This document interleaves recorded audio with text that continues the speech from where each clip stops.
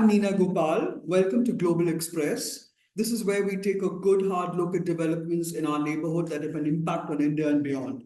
This week, it's the war in Syria that is attracting our attention. Syria is facing major challenges following the end of Bashar al-Assad's dictatorship, following the takeover of power by the Islamists, the Hayat al-Tahrir al-Sham in Damascus. Syria seems to be in a complete free fall. Turkey is doing everything it can to keep the Kurdish and the democratic forces out of this process. At the same time, Turkey is continuing its attacks on Kurdish areas in north and eastern Syria and is occupying Syrian territory. In the Democratic Autonomous Administration of North and East Syria, which is also known as Rojava, the humanitarian crisis is escalating, with tens of thousands of people are displaced. So as the war in Syria, becomes completely, goes out of control, what do these current developments mean for the future, not just of Syria, but for the Kurdish people as well? And how do they intend to handle it? Because one of the biggest players, apart from Israel, which is intent on obliterating all of Syria, and by extension, Iran's assets in Syria, is Turkey.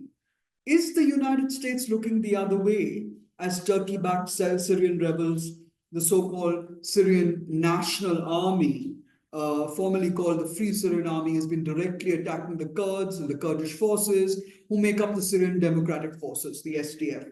For the last so many years now, the Kurdish people have carved out something of a homeland in an area east of the Euphrates, which includes the Islamic State's capital of Raqqa and Manjib and Tal Rafat on the Syria-Turkey border. So Kurds have so far been backed by the United States in its battle against ISIS-K. But the US, which maintains 900 troops at a base, the At-Tanf base, in a 55 square kilometer deconflict zone on the Syria-Jordan border, have not lifted a finger so far to help the Kurds. The Syrian Democratic Forces are an alliance of Kurdish and Arabs, and they are being attacked by Turkey and the HTS. More worryingly, the HTS says it's willing to give room to Alawites, to Christians, to Druze, other minorities, but not the Kurds.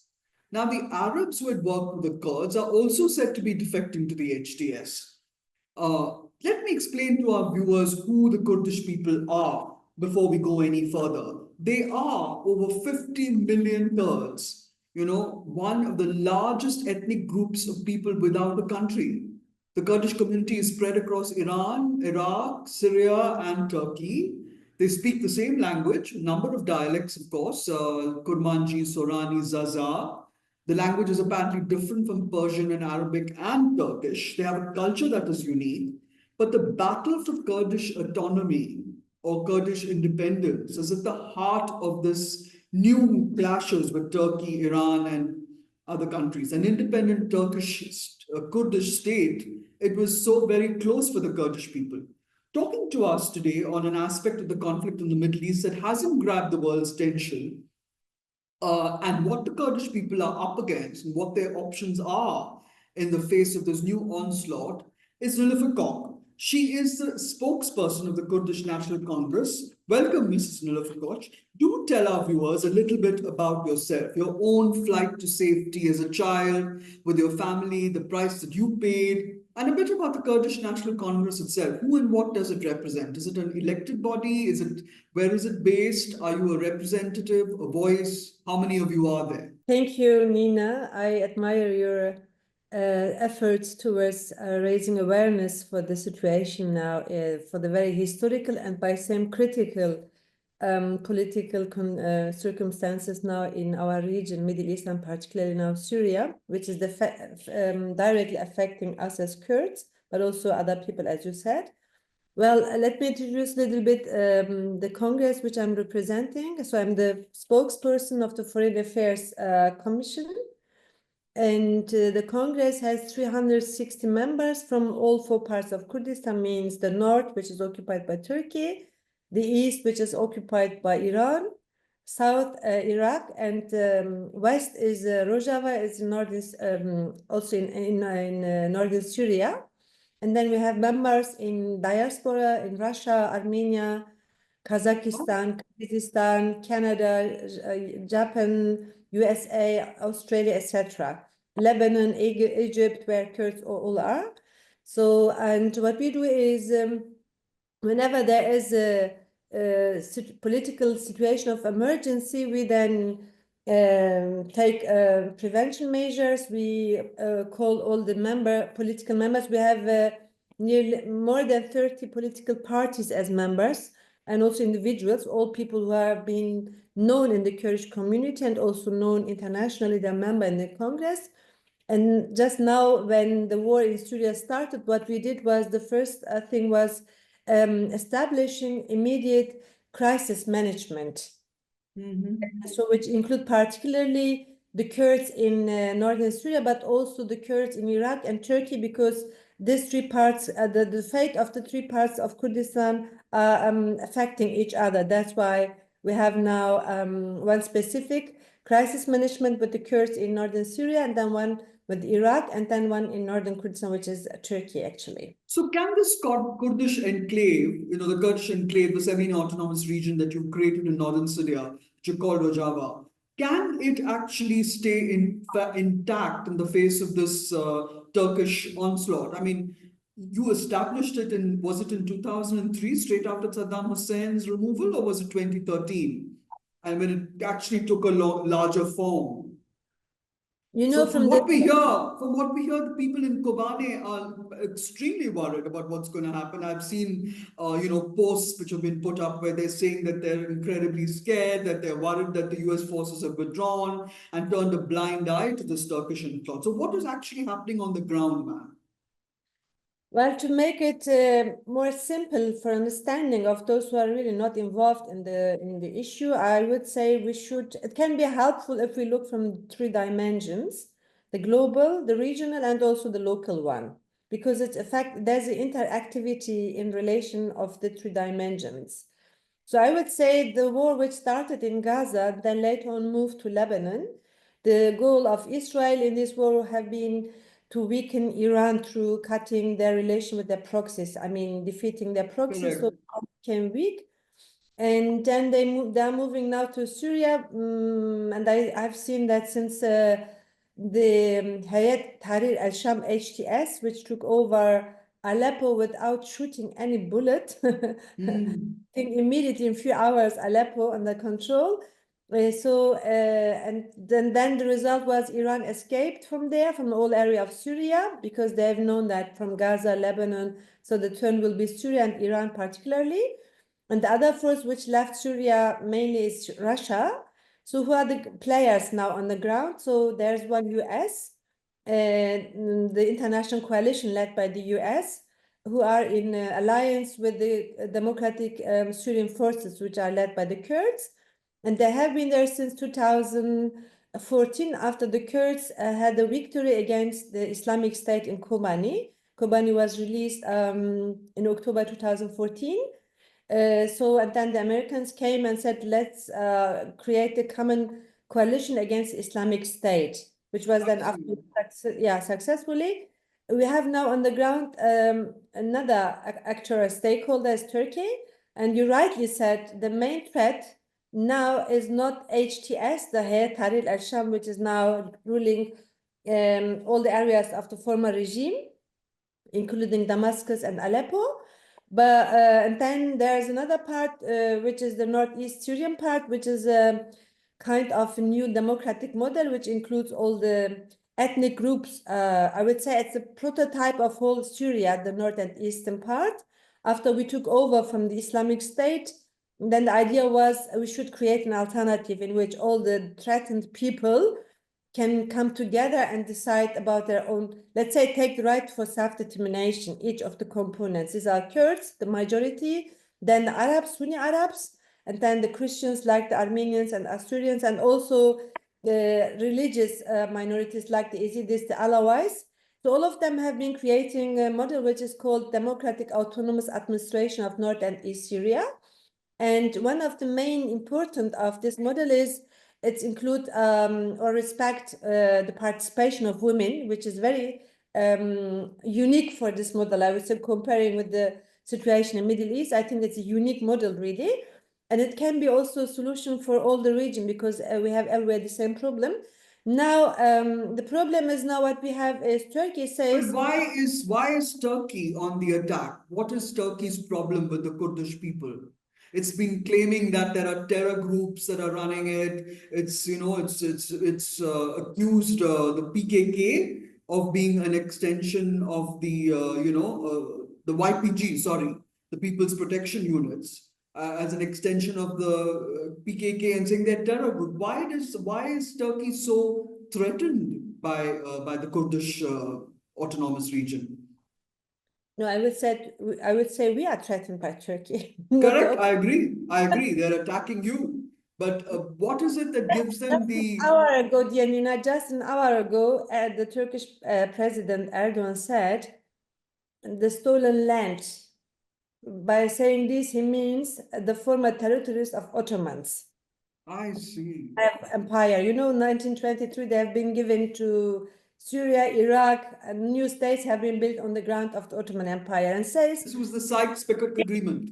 Today we want to get back the country which they stolen from us, but it's not his country. North and East Syria is our country. It's a few thousands of years. Kurds are settled. The Armenians, Assyrians. It has nothing to do with Turkish territory.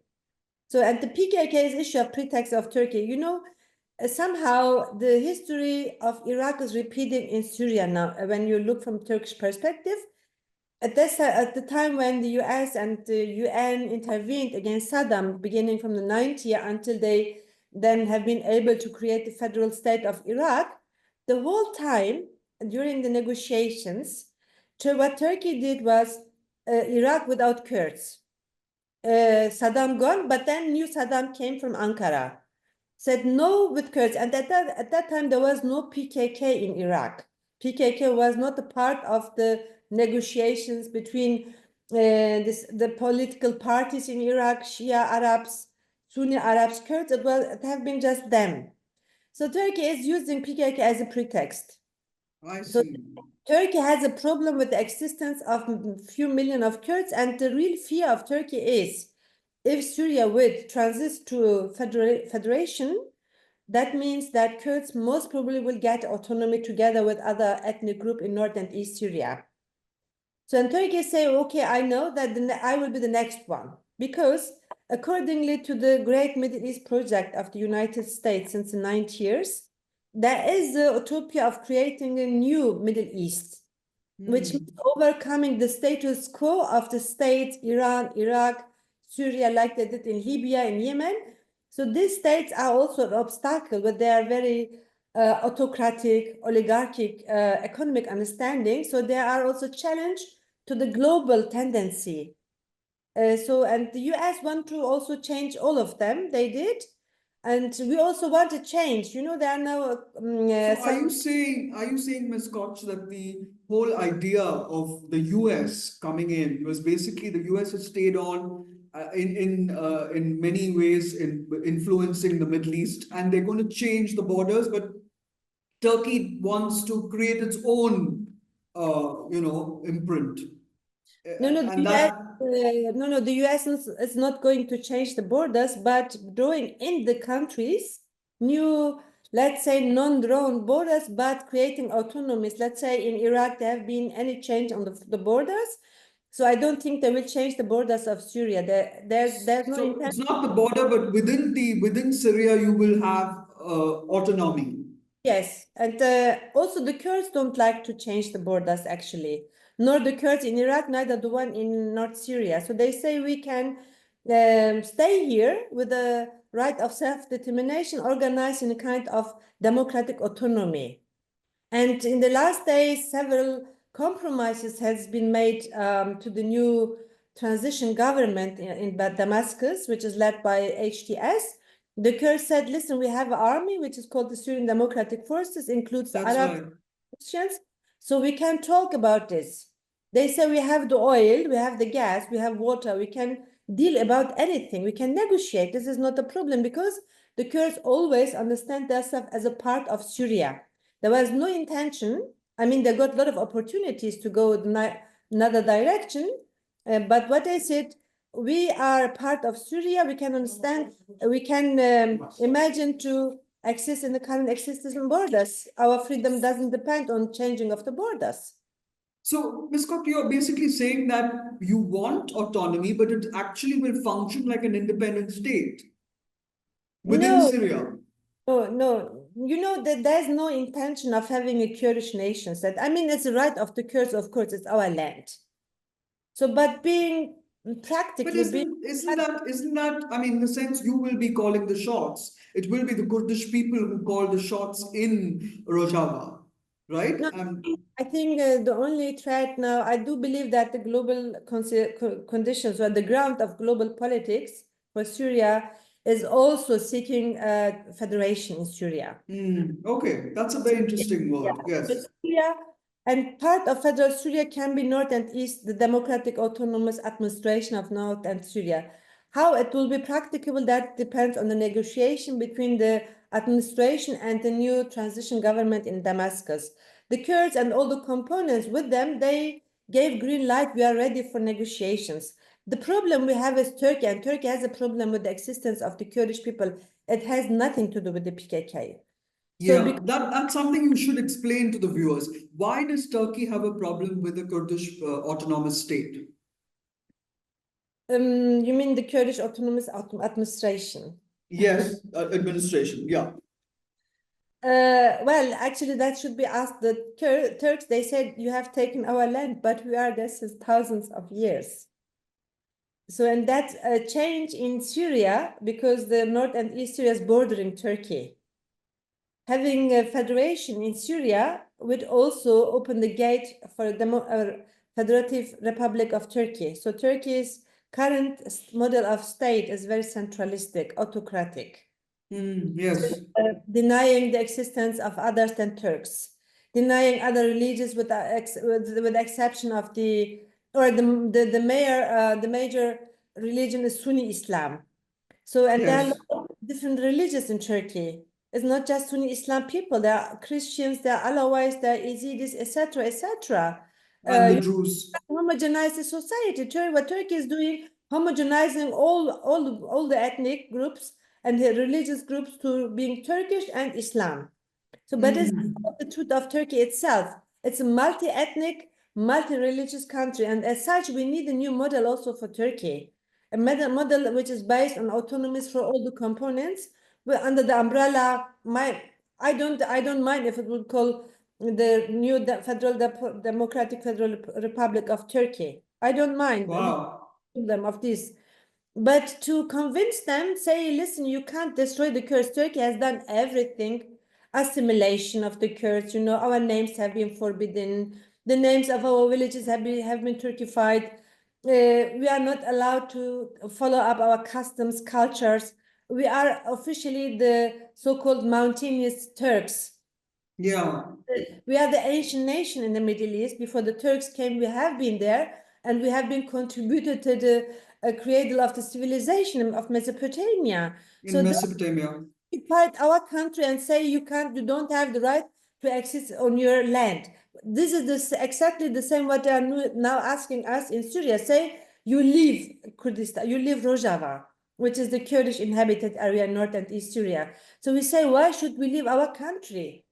That has a problem with the presence and existence of the Kurds. And I assure you, the issue of terrorism, PKK, is a joke now, since US is on the list of terrorism of the UN, USA, and the new shadow Prime Minister Ahmed Al-Jarba, and formerly Jolani, the US put 10 million euro on his head. Dollars, yes. So if he's got a bounty. How can you then accuse PKK being terrorist, which is a very which has a democratic understanding itself? So let me ask you this. Do you feel that the United States is only paying lip service to the promises it made to you? I mean, it was the Kurdish groups, the IPG, and with which the United States had backed, and the SDF that played a huge role in crushing ISIS in Syria. So, and the PKK, the Kurdistan Workers' Party, was central at that time to the US allied forces. It was part of the coalition that fought the Islamic State. So, I mean, it's also fought Turkey, has it, for the last 40 years? So, the Obama administration promised the Kurdish people a semi-autonomous state, a state.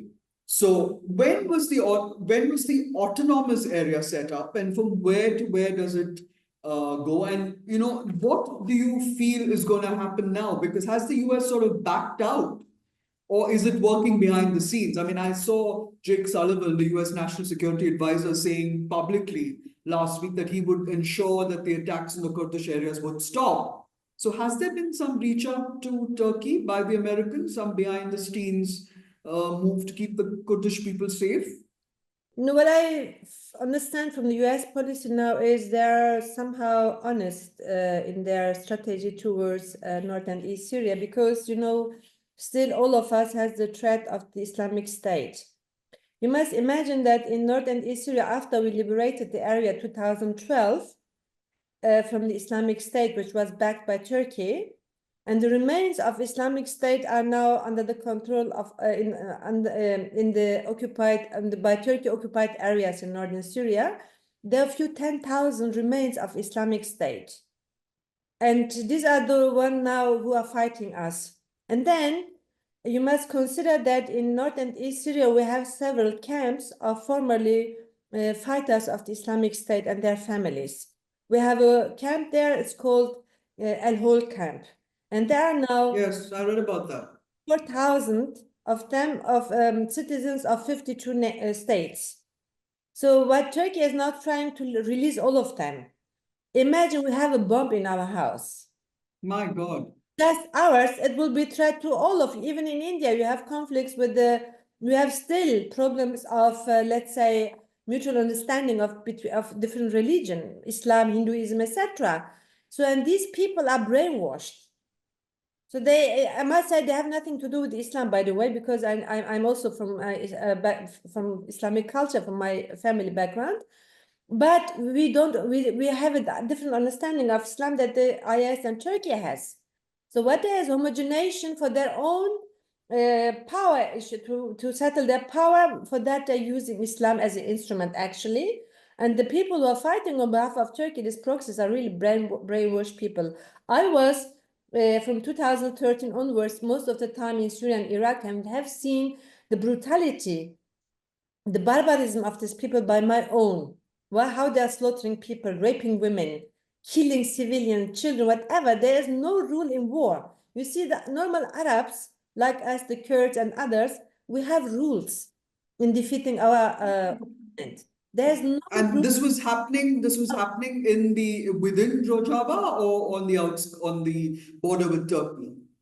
No, these are now the people who Turkey is sending from the occupied area in Syria. Turkey, has several places occupied at that time. So they're now sending these monsters, these proxies through Manbij. They want to attack Kobani now. This is the problem we have now. So that's right. In Manbij, they have been slaughtering people. And Manbij was also part of the administration of North and East Syria. Now Turkey was using airstrike, and these jihadists have coming from the ground. They have done unbelievable brutal issue to the civilians there in Manbij. So then the US intervened, and Mr. Blinken was recently in Ankara. And I've seen in the last days many of the US senators, they have been urging Turkey not to go too far, because there's still a need of a common struggle, a fight against Islamic State as a problem. And they urging Turkey, don't use these instruments, and try to understand that the Kurds don't harm you. So because Turkey is telling the world that they are terrorists, and it has nothing to do with terrorism. Then even, particularly after HTS took over, which is accept or recognized as a terrorist organization, but now the whole world is speaking to them.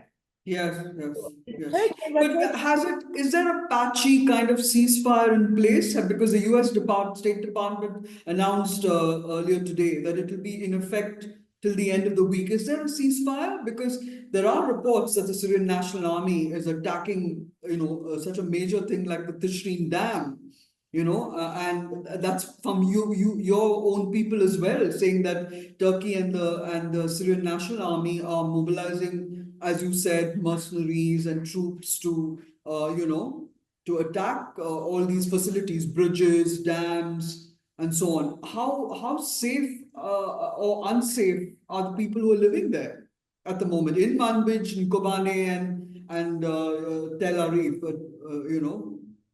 What is it? What is it? People What are is now the very fearing that they can come try again to attack Kobani because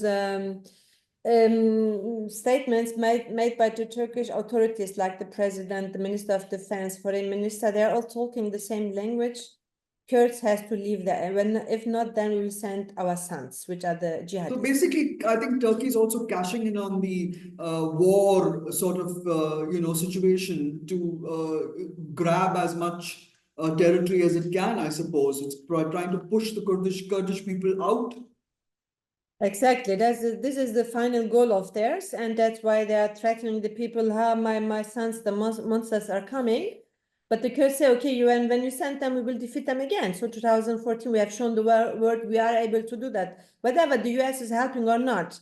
So we won't give up our land. So we are not asking for a state or anything. We say we have the right to exist on our own land, together with all the other components who are there since centuries. This is not the problem. And I think you can't deal with them. There was the agreement of ceasefire, which ended yesterday evening. And according to the agreement, it was planned that they have to give the Kurdish prisoners of war back to the Kobani. And they have granted this. So now the US intervened again. What they are now doing is protecting Kobani. So there are a highly increase of US soldiers in Kobani, just to prevent us from the US. But I think also the US is challenged by Erdogan regime, really. So he's somehow crazy. He even, the good thing is that US now see the real partner, their partner of NATO. They even don't listen to their own partner. So they're challenging also the European countries. All are the European countries, the US say, listen, you have to recognize the truth on the ground. Is Kurdish, is Arabic, is Asturian. They want to survive together. So are you saying that Turkey does not have the backing of any of the other NATO countries in this? Because there is, it's a conspiracy theory, of course, saying that because of the number of Syrian refugees who are there in Turkey and in Germany, that they basically want to turn a blind eye to what Turkey is doing so that all the Syrian refugees can then go back into Syria. I think there have been agreements between the HTS in Damascus and several European governments. As you follow up, they are now opening their embassies again. And I think they will try to solve the problem of refugees with HTS, because European Union was sending special envoy to Damascus, and each European state is doing the same. On the other hand, Erdogan is also using these 3 million Syrian refugees to send them back. I think the HTS made it clear in Damascus, say, okay, we are able to take them over. So, but the problem is where they are going to cross. So from where the gate they will go. And this is mostly close to our areas. So, and amongst them are trained, militarily teach and educated people. This is another threat to us. Even when they go through the untapped border gate, I'm sure Turkey will try to infiltrate in other areas through these people. So they'll push in trained armed groups through posing as refugees. Yes, but Nina, I think the main problem is these 54,000 jihadists we have in our camps in Turkey. At Al-Hol. Turkey is saying we will release them. Officially, they said we will protect them. We can guard them, they said, the Minister of Defense. And this is the main problem we have now. So you're saying it's not just a problem that is limited to the Kurdish people. It could also be a worldwide threat to the world, because there's already been an assassination, in Afghanistan of a major leader. There's assassinations in Russia now, and an assassination of a general in Russia. So they could actually be hire a jihadi, which could pose a threat to many countries. They still dream from founding a caliphate. which was failed 2014 after we defeated them. These are, sorry, these are citizens of 52 states. There are people from Asia, from India, from elsewhere. I see. There are people from Europe, from Australia, from China. There are a lot of Uyghurs now fighting us. So, and when they are released, then imagine what will happen. That's right. Be attacked. So if all don't like to have them to be released, then there are two options: pressuring Turkey and supporting us. There's no other way. That's what I would say. But that's extremely worrying, that the fact that you have terror groups and members of terror groups who could actually be allowed to run free. Because already, there are groups that are threatening India as well.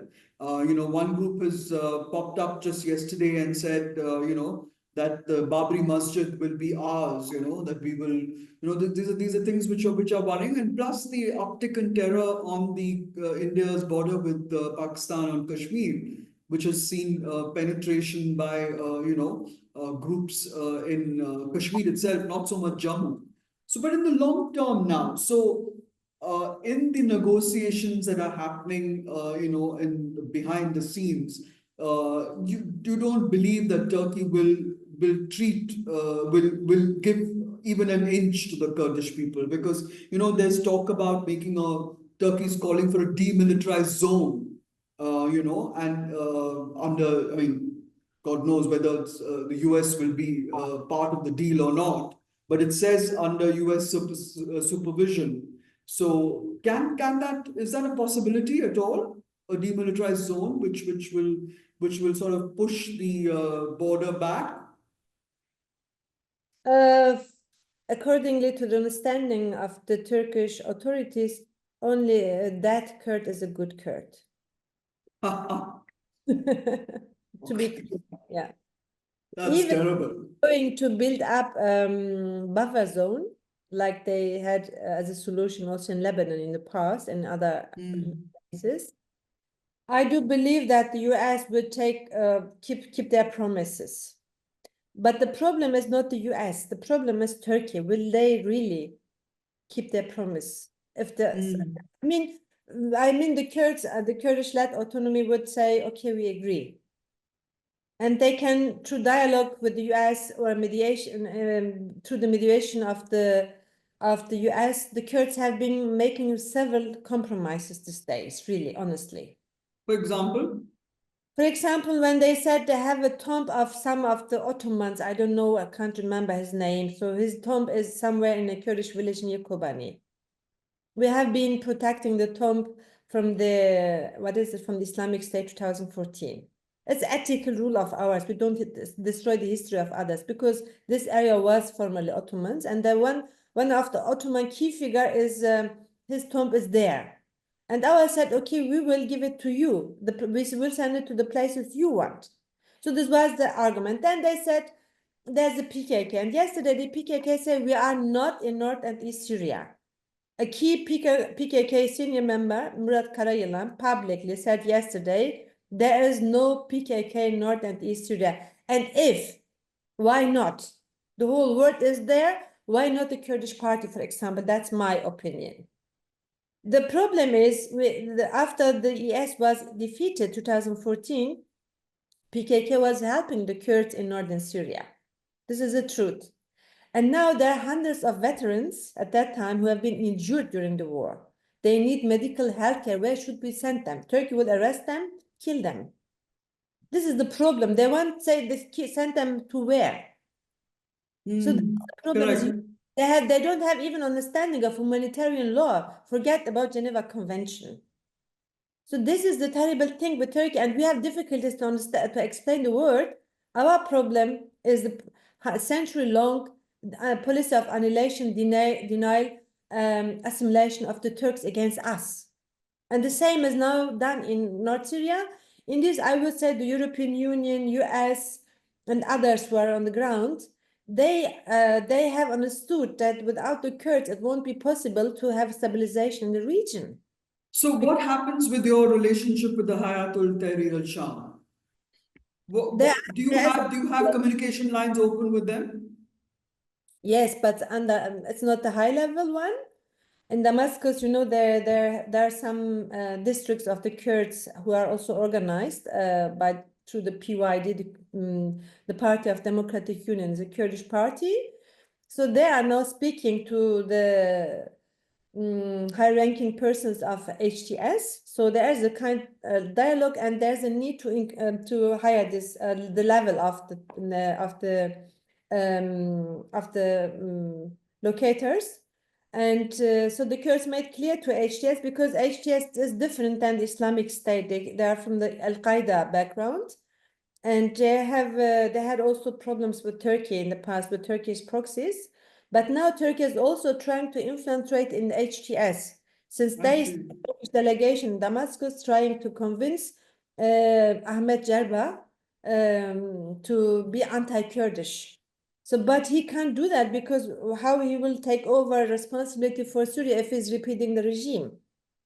So then why? So you feel that the HTS could sort of be a little more open to the democratic autonomous state continuing in the form that it is at the moment?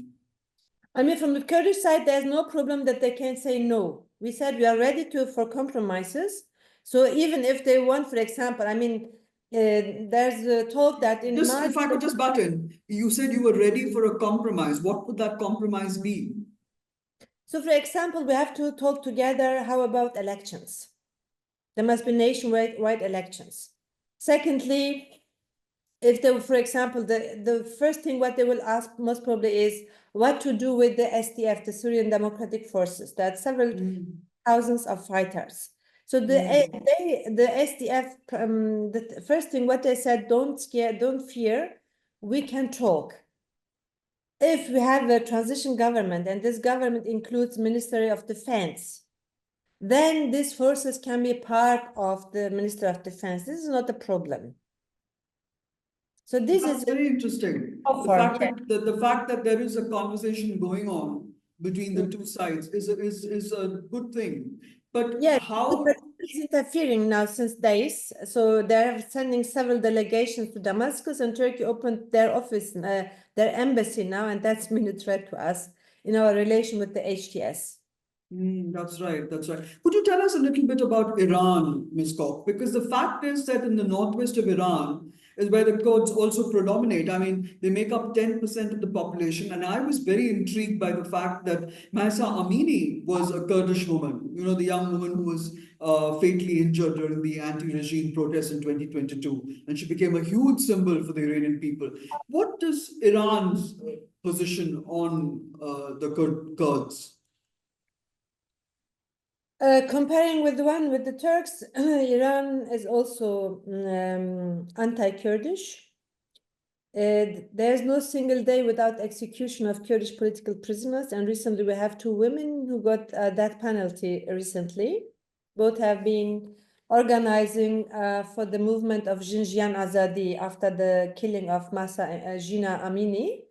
So both are now facing death penalty. So we don't know when they're going to execute both of them. One is Verisha Murad and Parshan Azizi.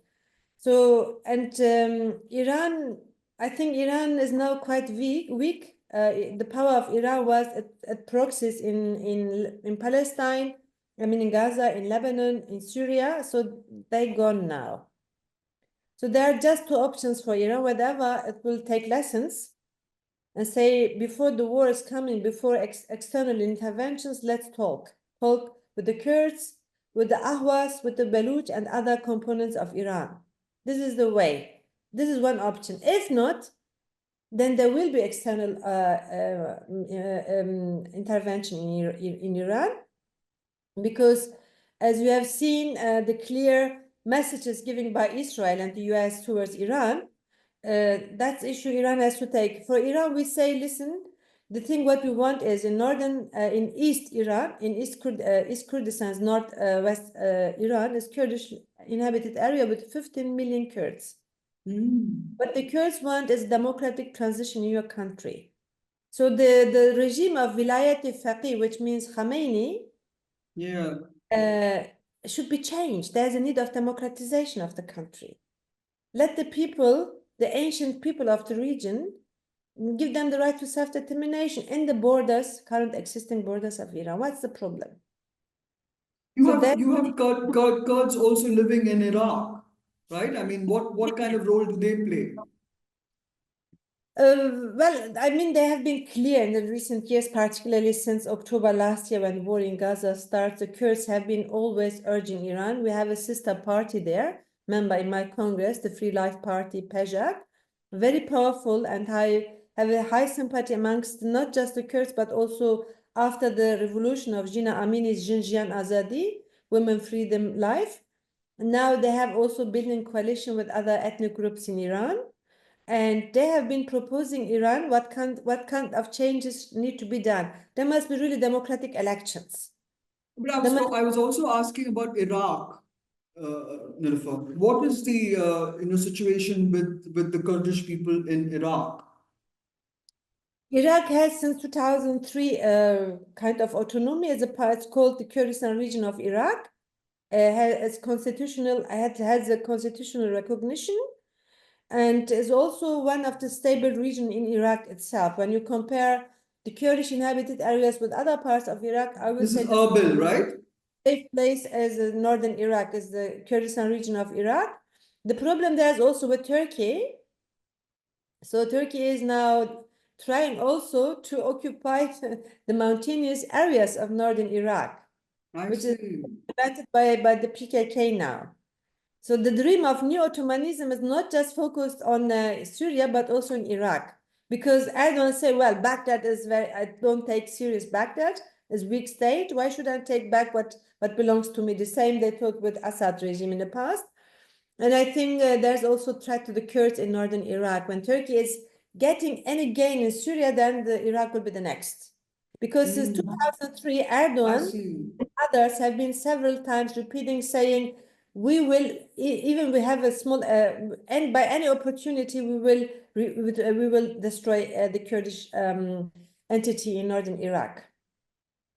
So you have a huge humanitarian disaster looking at you. I mean, you have people displaced from Manbij. You have the north and east Syria under attack. You could face a displacement of the Kurds in Iraq.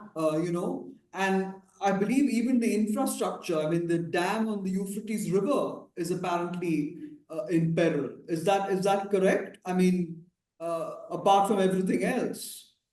No, you are absolutely correct. They are now trying to damage the Tishin Dam, which is supplying electricity to the whole north and east Syrian part. It was the biggest dam of Syria, actually. It's between Kobani and Raqqa. So they're now attacking so that people won't have electricity. That means then it's now winter now, so that people are forced somehow to leave their areas. Is a kind of indirect and indirect forced migration. It will lead to IDPs more. Now we have already 125,000 refugees in north and east Syria, from Manbij to Rafat, Aleppo, and Shahba, the region. So, and as you remember, on the 6th of October this year, Turkey was attacking all the infrastructure in north and east Syria. Let's say hospitals, schools. That's right.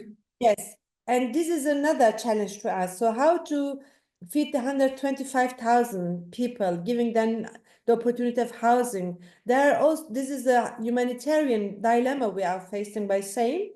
So you have to take care of the people who came to your house. You have to help them. So, and this alone is a problem for us, really. So that's why we Kurds in Europe have been starting campaigns for humanitarian aid to would the UN step in at all? Would they listen to your plea for help to these displaced 125,000 people? I hope so. I know that my friends in the autonomous region of North and East Syria have been writing letters to UN, Red Crescent, other humanitarian organizations. But I hope they will help. Until now, the Kurds have been helping the people.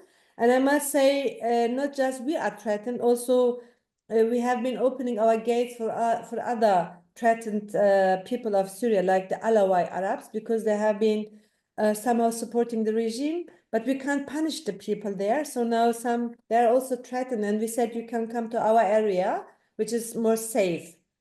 So, and that means we will have more refugees in the next days. My gosh. Yeah. No, I was also going to ask about the fear of chemical weapons, because that's something that the chemical weapon facilities are being just sort of decimated by the Israelis in Syria itself. So to ensure that that the new HTS doesn't actually have access to that kind of weaponry. I mean, Israel is supposed to have destroyed it, but do you see that as another a threat to your people? It depends how far Turkey will be able to convince HTS. Yes. And Turkey has been using chemical weapons since 4 years in northern Iraq against the fighters of the PKK, and there was international silence because Turkey is a member of the NATO. This is the only problem we have. So taking from this truth, they most probably will do that against the fighters of the SDF. So, and that it depends how far Turkey will be able to offer HTS. I don't know what they can offer, because the problem is Turkey, Islamic State, Al-Nusra, or HTS or other groups. They have ideological common ground, which is Muslim Brotherhood. Yes. Correct. Turkey is trying now to convince some of the commanders from this ideology inside of the HTS. And then it can become very dangerous for us and for all people there.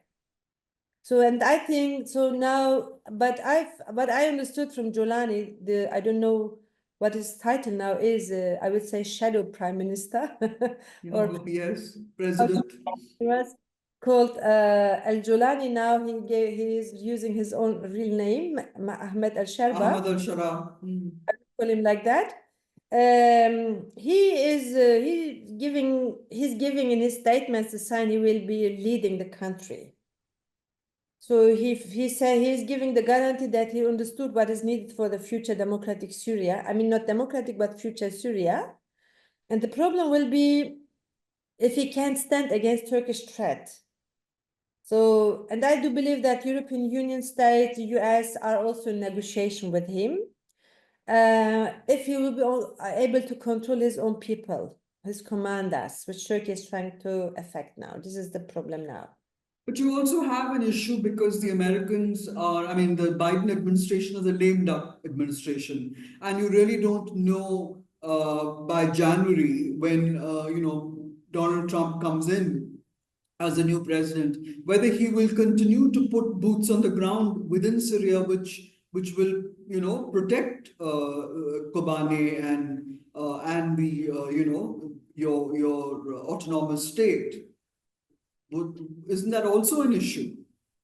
We are welcoming any state who want to help us, because by saying they're helping themselves in defeating Islamic. But do you think Donald Trump will be there to continue to back? I would say most of the Kurds we have been surviving during the Islamic State without the help of the US. Okay. We are fighting Turkey since 50 years. They're welcome if they want to help. If they want to withdraw, then that's their decision. But we will continue to defend our land and our life, our existence. Whoever want to come help us, we say in Kurdish, on our eyes and our head. So they're welcome to do that. But is the US pushing you into giving up some of the oil-rich territory? Would that be enough to satisfy Turkey? To back off, I mean. The oil is the oil of the people of Syria. So, and it's written in the social agreement of the autonomous region that oil, water, whatever natural resources are there, they belong to the people of Syria. So we haven't this understanding of monopolizing natural resources. So that must be one of the issues of compromising between the autonomous administration, North and East Syria, and the new government of Damascus. They together have to decide who's going to get the oil. So nor us, neither them by their own can decide whether the US or Turkey who is getting the oil. So it must be decided together.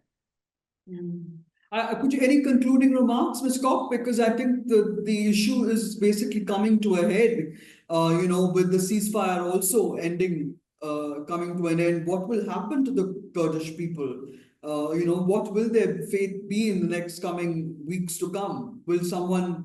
Do you expect some kind of sympathy from other NATO allies? Have you appealed to, countries like Germany and countries like India, which have enormous resources which they can send to your people? Just be clear on this. Whoever helps us will help themselves.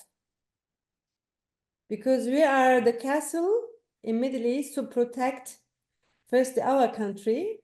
By doing this for our own, we are serving also all others, because there's a threat of state. India has a problem. China has a problem. US has a problem. Europe has a problem with this, and we also.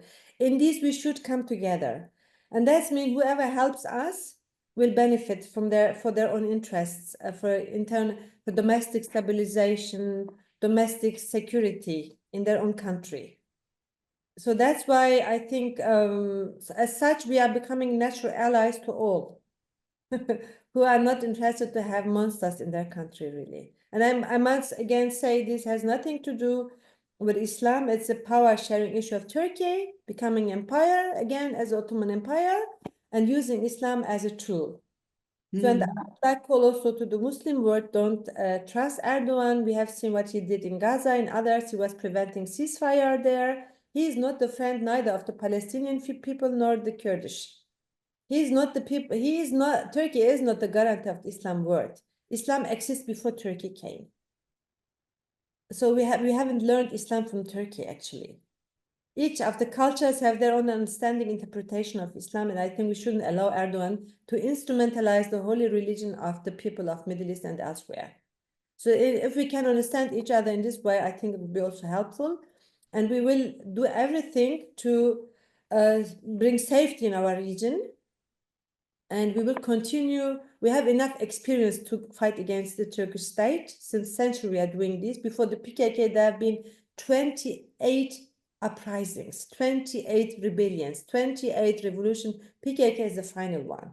Is not the reason, as a result of the policy of genociding the people in Kurdistan and elsewhere. So in that, I would say we are ready to defend ourselves, and I think Middle East needed time without war, and we can ensure that when the Kurdish problem is solved. So, and solving the Kurdish problem will be also for benefit of India. And let me say one sentence why Turkey is fearing again. After the signing of the agreement of the Indian Middle East Economic Corridor, there's an extra, because Turkey is bypassed geostrategically. So this is the problem why they're playing crazy.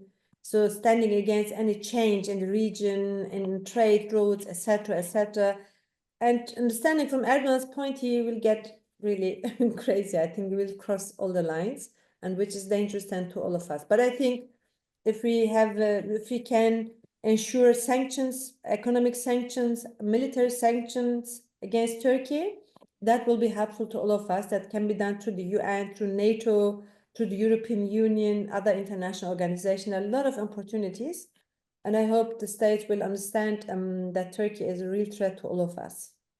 That's very well put. Thank you, Mrs. Koc, for a very enlightening discussion on who and what the Kurdish people are and the perils they face against the Turks who are led by Mr. Recep Erdogan, who doesn't seem to understand that the Ottoman Empire is long gone. Viewers, do click on the New Indian Express website and Global Express and share.